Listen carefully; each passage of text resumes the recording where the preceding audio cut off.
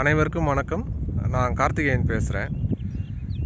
இந்த பதிவில் விவசாய நிலத்துக்கு வேலி எப்படி அமைப்பது என்று பார்க்கலாம். இப்போ எங்கள் நிலத்துக்கு வேலி அமைச்சிட்ருக்கோம். அதை பற்றி ஒரு பதிவு போடலான்ட்டு வீடியோ எடுத்துகிட்ருக்கேன்.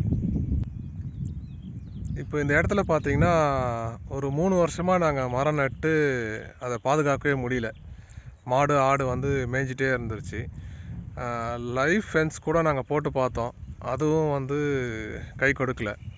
இப்போ பார்த்தீங்கன்னா இப்படியே மாடு மேய்ஞ்சிட்டே இருக்குது. அதுக்கப்புறம் பார்த்தீங்கன்னா உள்ளே வந்துடுது.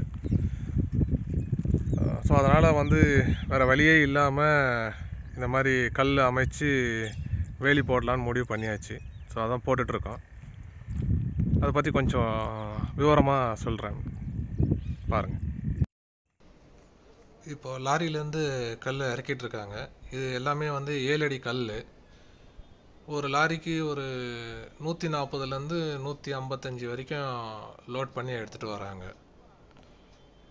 ஸோ இது இப்போ இறக்கி வைக்கும் போதே கொஞ்சம் பாதுகாப்பாக இறக்கி வைக்கணும். அவங்களுக்கு அந்த இது கரெக்டாக தெரியும், இல்லைன்னா கல் உடஞ்சிரும்.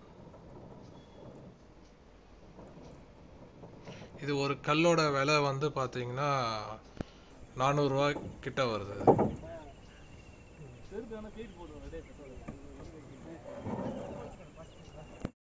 ஸோ நாங்கள் கருங்கல் 7 அடி தான் சூஸ் பண்ணியிருக்கோம். இப்போ கருங்கல் போஸ்டா சிமெண்ட் போஸ்டான்னு நம்ம வரும்போது இப்போ இங்கே தண்ணி அதிகமாக நிற்கும், ஈரம் இருந்துக்கிட்டே இருக்கும். ஸோ அதனால் அந்த சிமெண்ட் போஸ்ட்டில் இருக்கிற கம்பி சீக்கிரம் போயிடும் அப்படின்ற காரணத்தினால இந்த கருங்கல் போஸ்ட்டுக்கே போயிடும். ரெண்டுத்துக்குமே ஏதாவது ஒரு ட்ராபேக்ஸ் இருக்குது. இப்போ இது கல்லை எடுத்து அடித்தாங்கன்னா டக்குன்னு உடஞ்சிரும். அது பார்த்திங்கன்னா ஸ்ட்ராங்காக இருக்கும். பட் இது ரொம்ப காலத்துக்கு வரும்.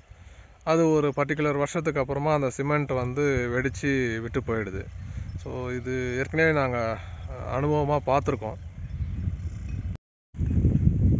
இப்போ பார்த்தீங்கன்னா 8 அடிக்கு ஒரு போஸ்ட்டுன்னு சொல்லிட்டு பிளான் பண்ணி போட்டுட்ருக்கோம். இப்போ இந்த கல்லோட அடி 7 அடி. பள்ளம் பார்த்தீங்கன்னா 2 அடிக்கு பள்ளம் நோண்டி இருக்கு.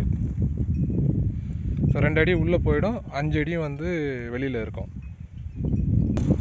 சில கம்பெல்லாம் பார்த்தீங்கன்னா சின்னதாக இருக்குது, ஒரு 4 அடி 1/2 அடின்ட்டு. ஸோ அதுக்கு அட்ஜஸ்ட் பண்ணுறதுக்கு குழியில் மண்ணை கொட்டி ஜல்லி கொட்டி அதை அட்ஜஸ்ட் பண்ணுறாங்க. இப்போது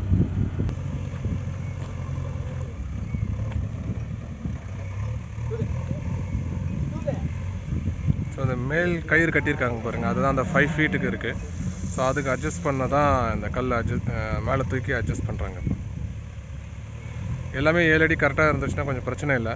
இது மாதிரி கல் ஏதாவது சைஸ் கொஞ்சம் கம்மியாக இருக்குன்னா இது பாருங்கள், ஒரு 4 அடி டிஃப்ரென்ஸ் வருது. இப்போது கல் நல்லா பிடிப்பாக இருக்கிறதுக்கு இந்த மாதிரி ஜல்லி கலந்து போடுறோம். இப்போ ஜல்லியும் எம்சாண்டும் மிக்ஸ் பண்ணி ரெடிமேடாக கிடைக்குது.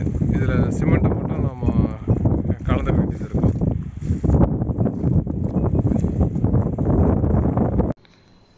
ஒரு கம்பத்துக்கு அப்ராக்சிமேட்டாக 4 பாண்டு இந்த கான்கிரீட் கலவை தேவைப்படுது. ஸோ இந்த மாதிரி தான் நல்லா கலவையை கொட்டி இதை நல்லா பேக்கிங் பண்ணணும். நம்ம ஏதாவது ஒரு இந்த கடப்பாறை மாதிரி வச்சுட்டு அது நல்லா குத்தி நல்லா பேக் பண்ணணும். ஸோ இவர் தான் மேஸ்திரி. இப்போ இது நல்லா இந்த மாதிரி பேக் பண்ணி வச்சுக்கணும். ஸோ அதனால் அந்த உள்ளே கேப்பே இல்லாமல் டைட்டாக பிடிச்சிக்கும். ஸோ இப்போ பார்த்தீங்கன்னா இந்த சாம்பிள் மாதிரி எல்லா கல்லும் இருக்கும். மேல் மட்டம் பாருங்கள், எல்லாம் ஒரே மாதிரி இருக்குது. ஸோ அந்த மாதிரி அவங்க செட் பண்ணிக்கணும். நான் ஃபுல்லாகவே டாட்டா வயரான் அந்த கம்பி தான் யூஸ் பண்ணுறேன். இப்போ இந்த ஒரு ரோல் பார்த்தீங்கன்னா 100 ஃபீட்டு, 3x3 கேப் இருக்கிற மாதிரி, 2.5 திக்னஸ்ஸு, 5 ஃபீட்டு. ஸோ இது 7,225 ரூபா வருது ஒரு ரோல். ஸோ இது மொத்தமாக 100 அடியை இது கவர் பண்ணும்.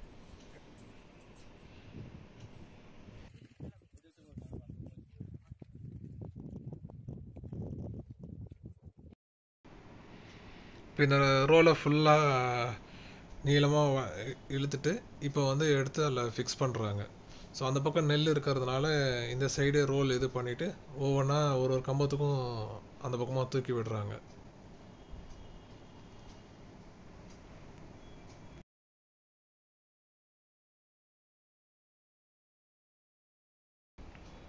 இந்த கம்பி ஃபஸ்ட்டு வைக்கும்போது நல்லா லூஸாக இருக்க மாதிரி இருக்கும். ஸோ இப்போ இவங்க அந்த 3-4 பேர் வந்து இந்த கம்பியை நல்லா இழுத்து அதை நல்லா டைட் பண்ணுவாங்க. அதுக்கப்புறமா ஒரு ஒரு கம்பத்துக்கும் வந்து இந்த கம்பியை கட்டிக்கிட்டே வருவாங்க. நான் இது கட்டுறதுக்கு வந்து யூஸ்வலாக பைண்டிங் ஒயர் யூஸ் பண்ணுவாங்க. நாங்கள் பைண்டிங் ஒயர் யூஸ் பண்ணாமல் இதே 2.5 திக்னஸ் இருக்கிற மாதிரி ஒயரே தான் இதுக்கு போடுறோம். ஸோ இது ரொம்ப நாள் வரும். பைண்டிங் ஒயர் வந்து கொஞ்சம் சீக்கிரம் போயிடுது. இந்த கம்பியை எப்படி இழுத்து பிடிக்கிறாங்கன்னு பாருங்கள். அப்போ தான் வந்து அந்த ஸ்டிஃப்னஸ் வந்து கரெக்டாக வரும். அந்த ஸ்கொயரே வந்து இது ஃபார்ம் ஆகும். ஸோ இப்போ ஒரு 15 கல் ஒரு அப்ராக்சிமேட்டாக அதுக்கு ஒரு இடத்துல இந்த மாதிரி செட் பண்ணிடுறாங்க, கொஞ்சம் இந்த ஸ்ட்ராங்காக இருக்கிறதுக்காக. இப்போ இந்த ஃபென்சிங்கை பார்த்தீங்கன்னா இது எல்லாமே இந்த டாட்டாவோட இதுதான் 3x3 போட்டிருக்கேன். 2.5 mm திக்னஸ். இந்த ஒரு ரோலே அரௌண்டு 7,250 கிட்ட வந்துடுது. இது பார்த்தீங்கன்னா இந்த மேலே ஒரு பார்டு ஒயர், நடுவில் ஒரு பார்டு ஒயர், கீழே ஒரு பார்டு ஒயர் கட்டியிருப்பேன். ஸோ இப்போ இது பார்த்தீங்கன்னா கீழே ஏதாவது பறிச்சுக்கிட்டு வராமல் இருக்கிறதுக்காக அந்த கீழே அந்த பார்டு ஒயரும், நடுவில் இருக்கிறது வந்து பார்த்தீங்கன்னா இந்த மாடோ இல்லை அதுவும் வந்து தேய்க்கும் அந்த இதில். ஸோ அதனால் வந்து இதை ஒன்று போட சொன்னாங்க. மேலே அந்த ஸ்டிஃப்னஸ்க்காக அப்படியே இழுத்து பிடிச்சிக்கிறதுக்காக. அண்டு மோரோவர் இந்த கம்பிலாம் மோஸ்ட்லி பைண்டிங் ஒயர் தான் போடுவாங்க. பட் நான் இது வந்து இந்த திக்காக இருக்கிற இதே திக்னஸ்க்கு இருக்கிற கம்பியை வாங்கி போட்டிருக்கேன் நான். ஸோ இது ரொம்ப நாளைக்கு வரும். திருப்பி மெயின்டெனன்ஸ் பண்ண வேண்டியது இருக்கக்கூடாதுன்னு பார்த்து தான் இந்த மாதிரி போட்டிருக்கேன். ஸோ அந்த பக்கமும் நாங்கள் ஃபுல்லாக மூங்கில் நட்டிருக்கோம் லைஃப் ஃபென்ஸ்க்கு. பட் பார்க்கலாம், ஏன்னா நிறைய லைஃப் ஃபென்ஸ் வச்சு போயிடுச்சு. அது ஆடு மாடு கடிச்சிருது. அது அந்த கண்டினியூஸாக அதை வளர்க்குறதுக்கே ஒரு ஃபென்ஸ் வேணும் போல் இருக்குது. நீங்கள் இதுக்கு பின்னாடி பார்த்தீங்கன்னா ஒரு பெரிய பள்ளமே எடுத்து வச்சுருப்போம். இது வந்து அந்த தண்ணி வடிகால்லாம் போகிறதுக்காகவே நான் பெருசாக எடுத்துகிட்டு இது மாடெல்லாம் வராதுன்னு பார்க்குறோம். பட் ஸ்டில் வந்துடுது எப்படி இருந்தாலும். ஸோ இப்போது என்ன பிளான் பண்ணிகிட்ருக்கேன்னா, இப்போ இந்த ஃபென்சிங்கில் இன்பிட்வீன் ஒவ்வொரு இதுலேயும் வந்து கொடி ஏதாவது சம்மந்தமாக இருக்க எல்லா காய்கறியும் போடலான்னு பிளான் பண்ணியிருக்கேன். இந்த பேஷன் ஃப்ரூட்டு, கிரேப்ஸு, பாவக்காய், இந்த பொடலங்காய் இதெல்லாம் போட்டு ட்ரை பண்ணலான் இருக்கேன் நான். மோரோவர் இந்த ட்ராகன் ஃப்ரூட் கூட நான் நிறைய இடத்துல பார்த்தேன். இந்த மாதிரி வேலியிலேயே வந்து தொங்கி நல்லா பழுத்திருந்தது. ஸோ அது கூட ட்ரை பண்ணலான் இருக்கேன். ட்ராகன் ஃப்ரூட்னாலும் கொஞ்சம் முள்ளாக இருக்கிறதுனால மாடு எதுவும் கை வைக்காதுன்னு ஒரு நினைக்கிறேன். ஸோ அதுவும் ட்ரை பண்ணலான் இருக்கேன். ஸோ இந்த காணொலியை பார்த்த அனைவருக்கும் நன்றி.